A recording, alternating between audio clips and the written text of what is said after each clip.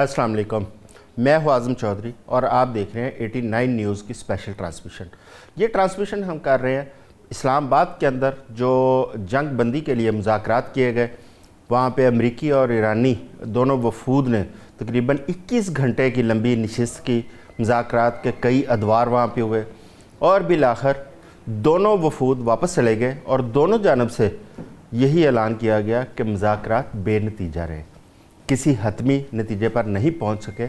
और उसके बाद पूरी दुनिया के अंदर एक दफ़ा फिर तशवीश की लहर दौड़ गई और उसके बाद जब सदर डोनाल्ड ट्रंप वो सोकर उठे तो उन्होंने 2 ट्वीट किए और उनके ट्वीट मज़ीद पूरी दुनिया को उन्होंने परेशान कर दिया, क्योंकि उन्होंने उन ट्वीट्स के अंदर ईरान को मज़ीद धमकियाँ देने का सिलसिला शुरू किया और स्ट्रेट्स ऑफ हॉर्मज़ के ऊपर दीगर ममालिक के साथ मिलकर उसे खोलने का अंदिया दिया और साथ ये भी धमकी दी कि अगर ईरान अभी भी उनके शराइत पर नहीं आया तो वो ईरान को सफ़ाए हस्ती से मिटा देंगे।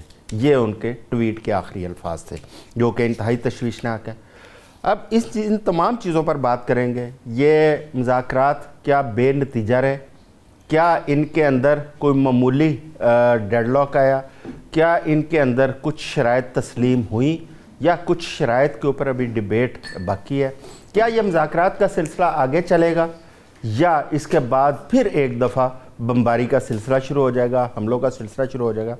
इन तमाम चीज़ों पर बात करने के लिए हमारे पास जो एक्सपर्ट्स मौजूद हैं उनमें बैनुल-अक़वामी अमूर की माहिर हैं डॉक्टर सायरा अब्बासी साहिबा हैं हमारे साथ, और दफ़ाई तज्ज़ियाकार हैं हमारे साथ कर्नल सैफ कुरैशी साहब, सीनियर जर्नलिस्ट हैं और इन तमाम बैनुल-अक़वामी अमूर के ऊपर ख़ासी गहरी नज़र रखते हैं जनाब हैदर हयात ख़ान साहब। उनके साथ साथ हमें ज्वाइन करेंगे डॉक्टर हसन ज़फ़र साहब भी, जो कि बैनुल-अक़वामी अमूर के ऊपर भी महारत रखते हैं।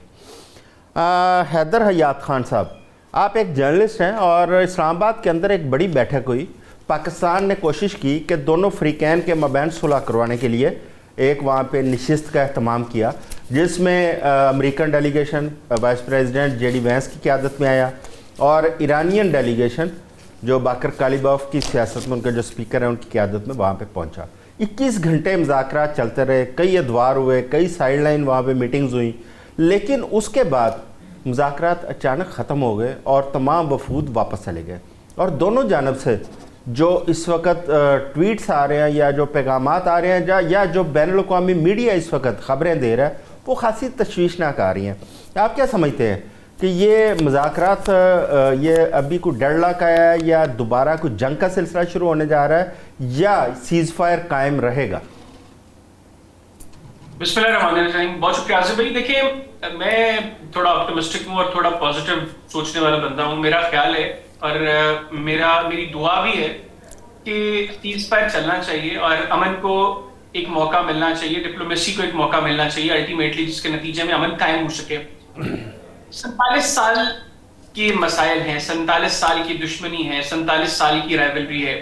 अगर इसमें हम ये तवक्को करें कि 21 घंटों की एक नशस्त के अंदर ये सारे मामला खत्म हो जाए तो मेरा ख्याल है कि ये बड़ी एक बचगाना अप्रोच होगी। हम लोगों ने यहाँ पर शायद इस चीज को सेलिब्रेट करने के चक्रों में हम इस कदर इसको कॉन्शियस हो गए हम इसको लेकर, और हम लोगों ने एक ऐसा सिनेरियो अपने दिमाग में बिठा लिया जो शायद एक आइडियल पोजीशन होती तो ठीक था कि जी मुज़ाकरात होंगे और उनके नतीजे में फौरी तौर पर दोनों ममालिक के दरमियान मुआहदा हो जाएगा। लेकिन हकीकत यह है कि इस तरह के मामला पर वक्त लगता है। जब दोनों ममालिक के वफूद बैठे, इनिशियली जो अभी खबरें सामने आ रही हैं कि इनिशियल सिटिंग उनकी वो डायरेक्टली नहीं हुई, इनडायरेक्ट मुज़ाकरात का आगाज हुआ। एक कमरे से दूसरे कमरे तक पैगामात जो हैं वो पहुंचाए गए और उसके बाद पाकिस्तान ने जब एक मरतबा दोबारा एक अहम किरदार अदा किया और उसके बाद दोनों वफूद को इस चीज पर रजामंद किया कि बैठकर आमने सामने जो है वो डायलॉग किया जाए। तो ये 1979 के बाद फर्स्ट टाइम है कि इतने बड़े लेवल के ऊपर दोनों ममालिक के वफूद आपस में बैठे। आप देखें, ये छोटे डेलीगेशंस नहीं थे। ईरान से बाकर गालिबाफ साहब एक अथॉरिटी रखते हैं मौजूदा ईरानियन पावर स्ट्रक्चर के अंदर। उनके साथ अब्बास अरागची साहब, उनके 4 डिप्टी फॉरेन मिनिस्टर्स, उनके जो है नेशनल डिफेंस यूनिवर्सिटी के प्रेसिडेंट, उनके जो सेंट्रल बैंक है उसके गवर्नर, उसके अलावा जो कल कुछ खबरें आई कि कुछ और लोग ईरान से पाकिस्तान आए, तो एक बड़ा डेलीगेशन था और एक पॉजिटिव अप्रोच के साथ यहाँ पर आया हुआ था। सिमिलरली اگر آپ امریکن سائڈ پہ دیکھیں تو اس مرتبہ اسٹیو وٹکاف اور جیریڈ کشنر صرف نہیں تھے, vice president J D Vance جو امریکہ کا دوسرا سب سے مضبوط آدمی ہے, وہ یہاں پر براہ راست مذاکرات کے لیے جو ہے وہ تشریف لائے ہوئے تھے. تو یہ چیزیں انڈیکیٹ کرتی ہیں کہ کسی اینڈ پر کسی چیز کے اوپر کنسنسس ڈیولپ ہو گیا تھا. اب جو باتیں سامنے آ رہی ہیں 2-3 پوائنٹس شاید ایسے ہیں جن کے اوپر کنسنسس ڈیولپ نہیں ہوا, لیکن میجورٹی پوائنٹس ایسے ہیں جن کے اوپر کنسنسس ڈیولپ ہوا. اور جتنے بھی آپ ٹویٹس دیکھ لیں یا جے ڈی وینس کی پریس کانفرنس دیکھ لیں, آپ باقر غالباف صاحب کا پیغام دیکھ لیں, یا ایون ابھی ڈونلڈ ٹرمپ نے جو سٹیٹمنٹ ایشو کی, اس میں ایک چیز تو واضح ہے کہ پاکستان نے جو کردار ادا کیا وہ بڑا پازیٹیو تھا, اور جو گفتگو ہوئی وہ بھی بڑی پازیٹیو تھی. اب دونوں سائڈز کے اپنے کنسرنز ہیں. میں سمجھتا ہوں کہ یہ پہلا دور مذاکرات کا ناکام ہوا ہے, لیکن مذاکرات اگر جاری رہے تو ہمیں آنے والے دنوں میں یقینی طور پر اچھی خبریں مل سکتی ہیں. شاید بیک اینڈ پر ابھی بھی کچھ چیزیں چل رہی ہوں, اور جن معاملات کے اوپر کنسنسس ڈیولپ نہیں ہوا ان کے اوپر کنسنسس ڈیولپ کرنے کی کوشش کی جائے, اور اللہ کرے کہ کنسنسس ڈیولپ ہو بھی جائے. جی بالکل ٹھیک. ڈاکٹر سائرہ صاحبہ, ایک جانب تو پریزیڈنٹ ٹرمپ کے ٹویٹ میں یہ بھی تعریف کی گئی ہے پاکستان کی, اور ساتھ انہوں نے یہ بھی کہا ہے کہ جو ایرانین ڈیلیگیشن اور امریکن ڈیلیگیشن تھا ان کے درمیان بڑی اچھی ملاقات رہی, اور ان کے درمیان اچھے دوستانہ تعلقات استوار ہوئے, جس میں انہوں نے نام بھی دیے ہیں اپنے وفد کے 2-3 ارکان کے اور ایرانین بھی. دوسری جانب وہ دھمکیاں دے رہے ہیں. آپ کیا سمجھتی ہیں کہ اب آئندہ کیا سینیریو نظر آ رہا ہے, کیا ہونے جا رہا ہے؟ جی تھینک یو سو مچ. میں اس چیز کو بالکل بھی ایک فیلئر کے طور پہ نہیں سمجھتی کہ یہ کوئی فیلئر ہے. جب اس طرح کی نیگوسیشنز ہوتی ہیں, ڈپلومیسی کا کیا مطلب ہے, نیگوسیشنز کا کیا مطلب ہے, that seeking a common ground. So it's not always easy to seek a common ground, particularly U S اور ایران کے کانٹیکسٹ میں اگر ہم اس کو اینالائز کرنے کی کوشش کریں تو after decades of hostility they agreed to sit down, اور انہوں نے فیس ٹو فیس جو ہے وہ ملاقات کی ہے. سو ایک میڈیٹری ڈپلومیسی سے نکل کے ایک ٹرائلیٹرل ٹاکس کے اندر وہ گئے ہیں. تو میں بالکل بھی نہیں سمجھتی کہ یہ کوئی فیلئر ہے. کمیونیکیشن چینل جو ہے وہ اوپن ہوا ہے. ہمیں یہ ایکسپیکٹ نہیں کرنا چاہیے کہ آل ایٹ ونس ہمیں جو ہے وہ اس کا ایک بہت ہی فروٹفل آؤٹ کم جو ہے وہ نظر آئے گا. جہاں تک میں نے انالائز کیا ہے جے ڈی وینس صاحب کی جو اسٹیٹمنٹ ہے جب جانے سے پہلے انہوں نے دی ہے, تو میرے خیال کے مطابق ہی واز ویری کاشیس. انہوں نے کہا جو بیک چینل پہ ہماری نیگوسیشنز ہوئی ہیں پرائیویٹ میں, ان کو پبلک نہیں کرنا چاہتا. The good news is that we held the talks, and ہم نے جو ہے وہ اپنے پرووائڈ کر دیے ڈیمانڈس ٹو دا ایرانینس. تو ظاہر ہے کہ فیس سیونگ اور یہ ساری چیزیں جو ہیں وہ چاہیے ہوتی ہیں, because U S is a great power still, چاہے وہ ایک علیحدہ ڈبیٹ ہے, ڈکلائننگ ہے یا جو بھی ہے, but is a great power. تو وہ اپنی جو ہے وہ اس کو ظاہر ہے کہ دیکھیں گے.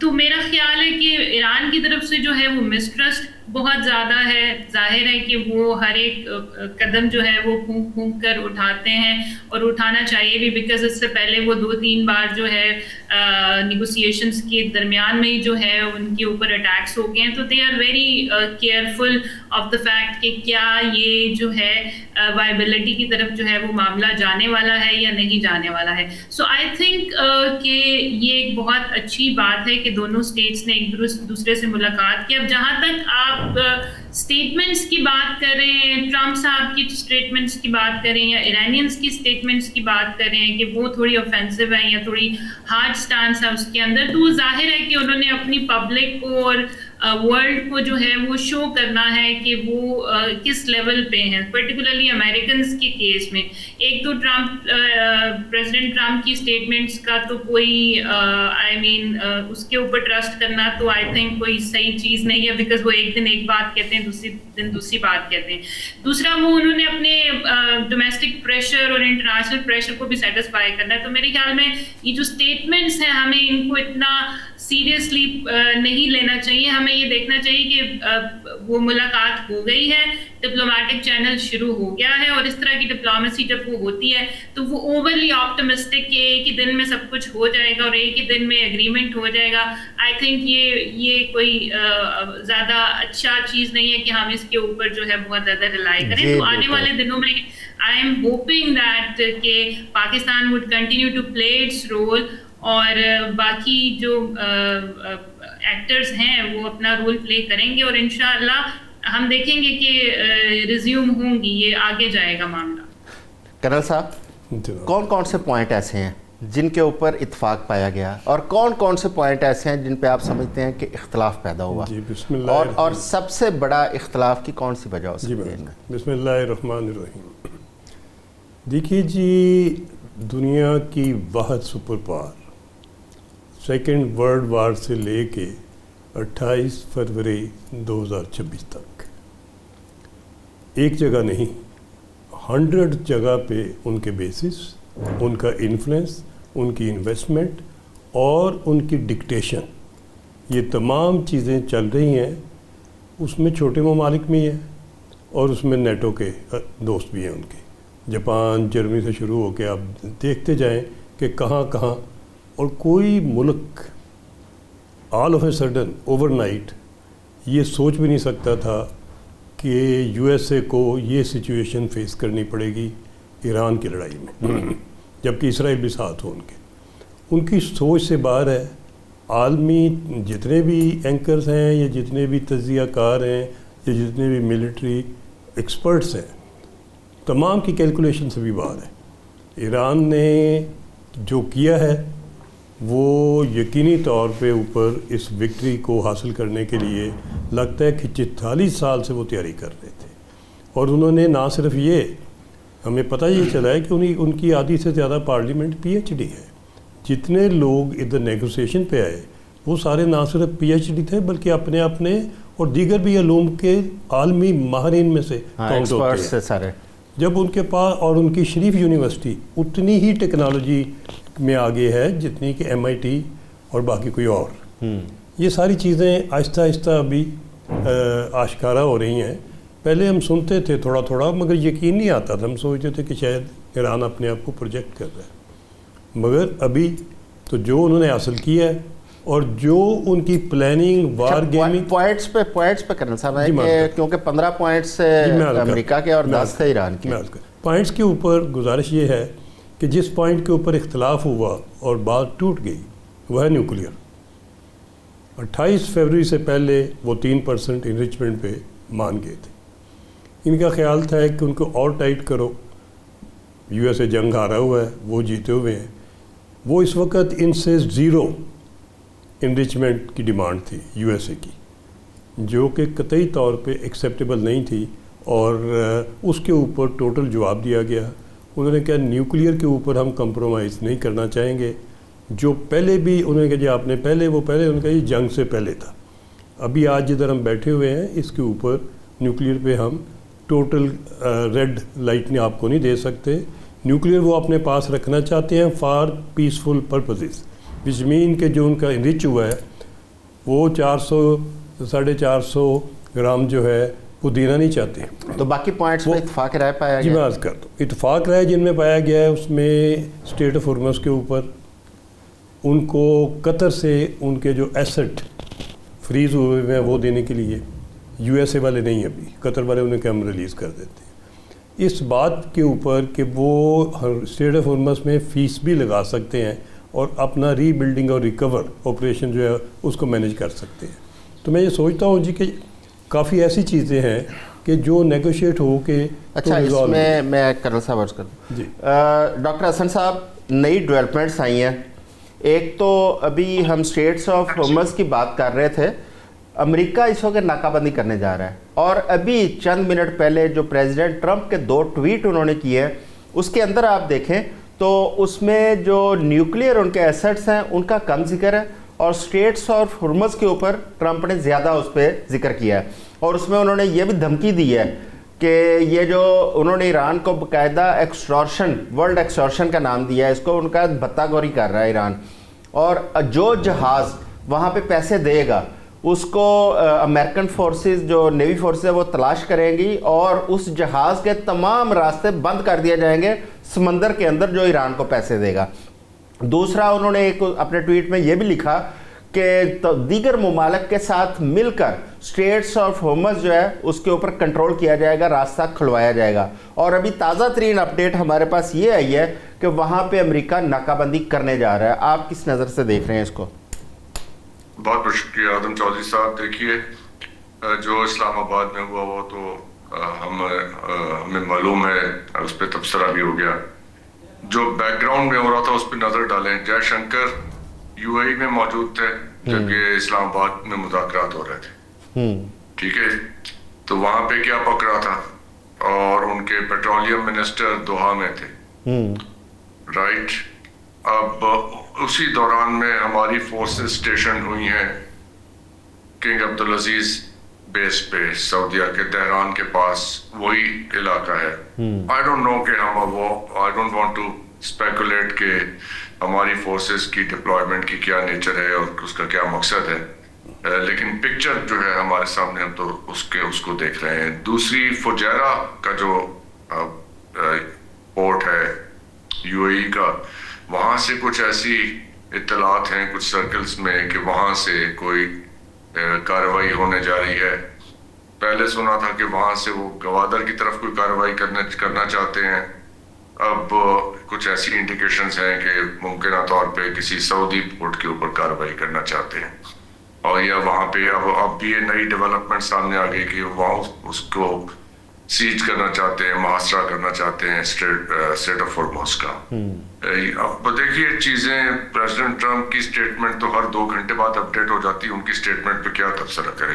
ابھی تبصرہ کر کے وہ بات ابھی مطلب اس کی بازگشت ختم نہیں ہوگی تو اگلی ٹویٹ آ جائے گی, کوئی نئی سٹوری ہو جائے گی. کیا بات کریں ان کی بات پہ. یہ وہ اسٹریٹ آف ہارموز ہے جس کو 10 دن پہلے کہہ رہے تھے کہ جس کو چاہیے وہ خود کھلوا لے, میرا کوئی لینا دینا نہیں ہے, آج اس کے اوپر یہ کارروائی کر رہے ہیں. تو اب ان کی کون سی بات پہ ہم تبصرہ کس پہ نہ کریں. تو اب میں تو بڑی مطلب I find my self in a very difficult position کہ میں ان کی باتوں پہ تبصرہ کروں تو, بٹ لیکن اوور آل پکچر جو ہے نا وہ ایسکیلیشن کی ہے, ٹینشن کی ہے. جن فیکٹرز کو ہم نہیں ڈسکس کر رہے ہیں وہ انڈیا ہے. انڈیا کو کائنڈلی زیادہ ڈسکس کریں اس کانٹیکسٹ میں, اس لیے کہ یہ جو انہوں نے اسٹریٹجک سائلنس بنا کے رکھی ہے یہ کوئی اچھی سائلنس نہیں ہے.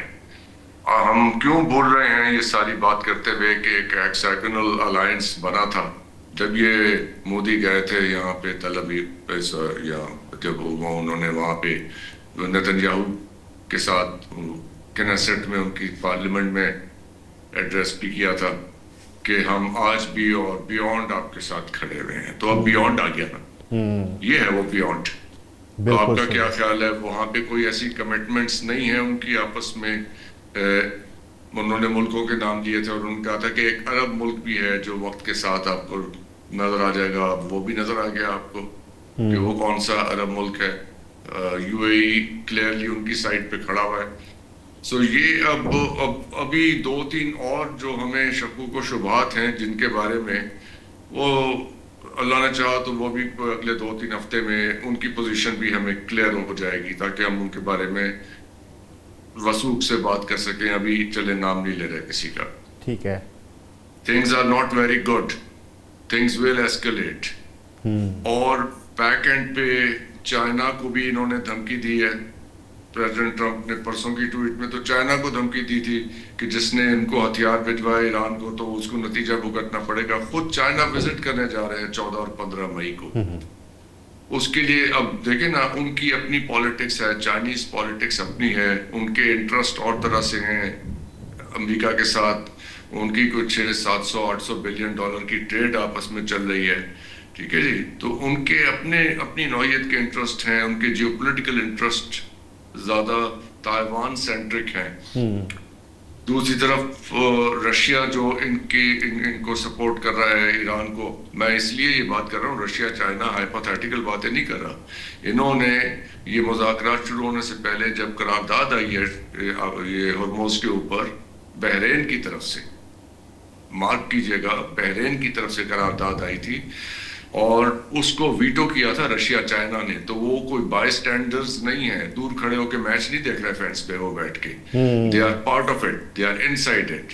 تو جو وہاں پہ معاملات ہو رہے ہیں وہ ڈائریکٹلی لنکڈ ہیں. بحرین کی طرف سے قرارداد آئی تھی اسٹریٹ آف ہارموز کھلوانے کی. بحرین سے زیادہ تکلیف تو یو اے ای کو ہے. تو یہ دیکھیں پارٹیاں اب آپ کے سامنے واضح ہوتی چلی جائیں گی تھوڑے دنوں میں کس نے قرارداد کس کے خلاف پیش کی تھی, کون کہاں کھڑا ہوا ہے, کون کہاں پوزیشنڈ ہے. ابھی تو اپنے کارڈز بھی شو نہیں کر رہے نا. ابھی تو اپیرنٹلی آپ کو آپ کے ساتھ نظر آ رہے ہیں. ممکن ہے کہ 1 مہینے بعد وہ آپ کہیں وہ ہو, یہ تو کوئی اور معاملہ تھا, ہم تو کچھ اور سمجھتے تھے. ابھی تو ایک برادر جو ہے وہ آپ وہ زبان کہتے تھے. ڈاکٹر صاحب اس میں آپ کی بات کو میں آگے بڑھاتا ہوں. ایک نئی ڈیولپمنٹ اور بھی سامنے آئی ہے. جو ایرانین پریزیڈنٹ ہیں انہوں نے جو مذاکرات کا پورا ایک چیپٹر تھا جو کچھ ہوا یہاں پہ, وہ روسی پریزیڈنٹ کے ساتھ پیوٹن کے ساتھ ڈسکس کیا ہے.